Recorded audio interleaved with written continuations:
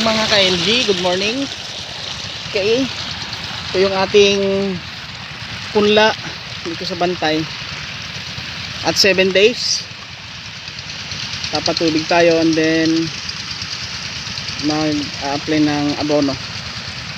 So ito siya mga ka-LG, bali 60 kilos to na inbreed, 160.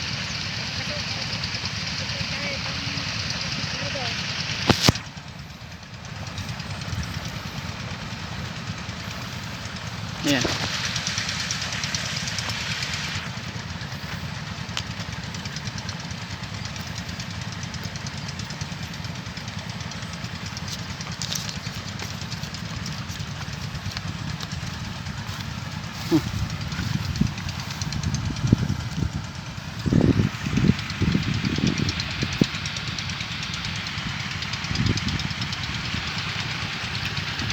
So ayun,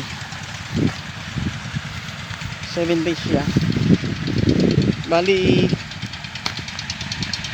ang seste sana dito 4 days.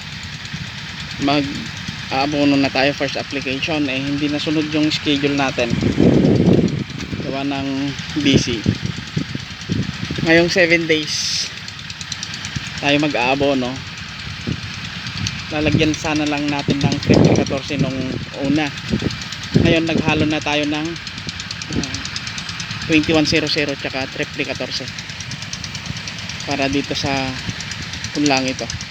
So bali 20 kilos yung prepare natin, abono natin.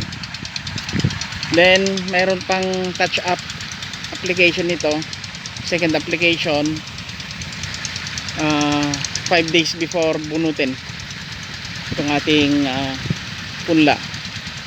So ayun, para madaling bunutin, 2100 na lang yung ating ilalagay. Okay. So yan mga ka-LG, happy farming.